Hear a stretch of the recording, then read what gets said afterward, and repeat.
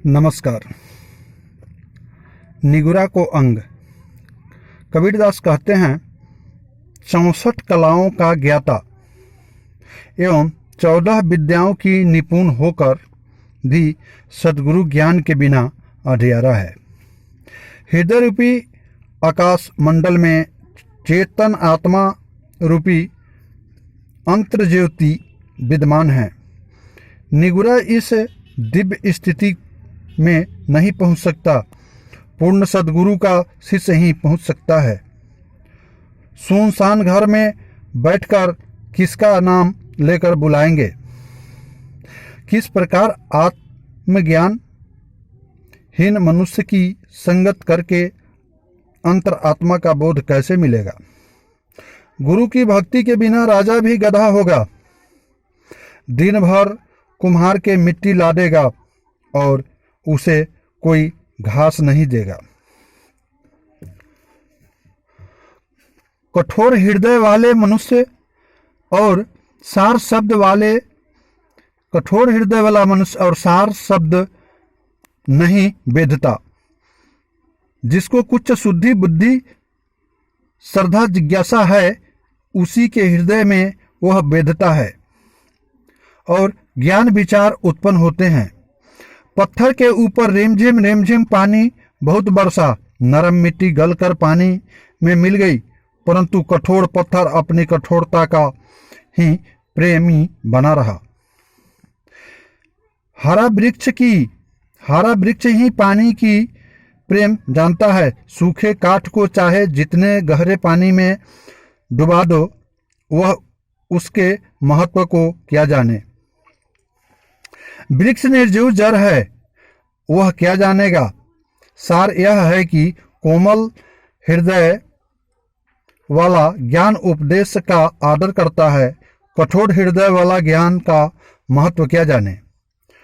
पशु स्वभाव वाले मनुष्य का बारंबार पाला पड़ने पर भी ज्ञानी का मन उसी प्रकार क्षुब्ध नहीं होता, जैसे दूना बीज बोने पर भी ऊसर पृथ्वी में वन नहीं उगता, वह नहीं उगता, चाहे जो भी कर लो। चंदन की संगत पाने पर नीम भी चंदन हो जाता है, परंतु बड़ा ऊंचा होने पर भी पोला निरस गांठ वाला नहीं होने पर बांस चंदन नहीं होता। गांठ वाला होने से भी बांस चंदन नहीं होता। इसी प्रकार कोई मिथ्या वर्णा अभिमान की बड़ाई में पड़कर मत डूबो। समुद्र की लहर आने पर मोती किनारे आकर बिखर जाती है। बगुला को उसकी परख जानता है।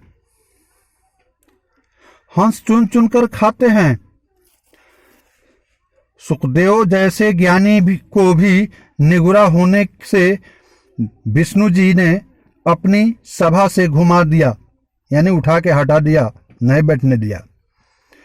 फिर दूसरा साधारण व्यक्ति बिना गुरु के कैसे पार पाएगा? अतएव गुरुमुख हुए बिना मनुष्य 84 का धारा में पड़ेगा और पड़ता रहेगा। चाहे सुमेरु पर्वत के बराबर सोना दान करे और चाहे रत्नों का भंडार लुटा दे, परंतु निगुरा मनुष्य कभी संसार सागर से तर नहीं सकता। साकट निगुरा का मुख बम्बी, उससे कुवाक्य रूपी सर्प निकलते हैं। उसकी औषधि मौन धारण करना है। इससे शरीर में विष नहीं व्याधता। निगुरा क्या नहीं बक डालता, कुत्ता क्या नहीं खा लेता। यदि कौवा मंदिर में विष्टा कर दे तो मंदिर का क्या बिगड़ेगा। सांकट, शुक्र और कुत्ता, इन तीनों को एक चाल है। करोड़ों उद्योग करके उन्हें उपदेश करो तो भी वे अपना हठ नहीं छोड़ता। ये पगले हठ मत कर, हठ करने से तेरी हानि है। हठ छोड़ने से गुरु वचन, प्रमाण, ज्ञान, भक्ति रूपी रत्न मिलते हैं। कुसंगियों के साथ में मत बैठो, चाहे वे कर्ण और कुबेर के तुल्य हो। उसके संग में चलने से अंततः नरक ही होगा। निगुरा सन की रस्सी है और ममता मोह रूपी जल से भीग कर उत्तरोत्तर कड़ाही होता जाता है। वह गुरु इन दो अक्षरों से बहरा होने के कारण कुकर्म रूपी यमपुरी में बांधा हुआ जाता है। शाक्तों की सभा में तुम जाकर मत बैठो, क्योंकि एक गुब्बारा गौशाला में नीलगाय गाय और एक गौशाला में नीलगाय, गधा और गाय के रहने से परस्पर अवश्य झगड़ा होगा। जो साकट की संगत एवं साथ में रहता है वह उलझकर उलझन में पड़ जाता है। इसीलिए विरक्त उन स्वर्ण पात्र त्याग कर मिट्टी पात्र में निर्वाह करते हैं, परंतु साकट के पात्र में नहीं खाते और नहीं लेते हैं। घी के दर्शन मात्र अच्छे हैं, परंतु मुख में डाला हुआ तेल अच्छा नहीं। इसी प्रकार संतों से झगड़ा अच्छा है, परंतु साकटों का मेल मिलाप अच्छा नहीं। इसका भाव है, संतों के झगड़ा होने पर अंत में कुछ न्याय होगा, परंतु साकटों के मेल मिलाप से अंत में दुख होगा।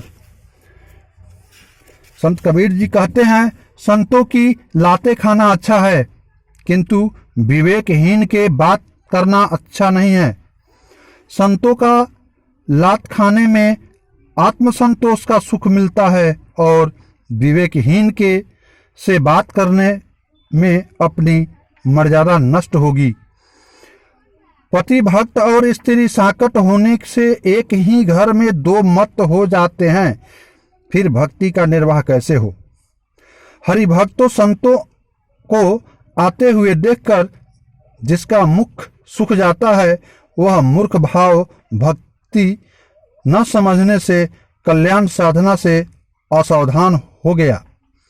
निगुरा ब्राह्मण अच्छा है, गुरुमुख निगुरा ब्राह्मण अच्छा नहीं है, गुरुमुख चमार अच्छा है। जड़ देवता से तो कुत्ता अच्छा है, जो नित्य उठकर द्वार पर भूखता और चारों ओर घर की रक्षा करता है। जड़ देवता तो अपनी ही रक्षा नहीं कर पाता। फिर बाकी साधु का अंग कल कबीर शब्द लेकर मैं आऊँगा।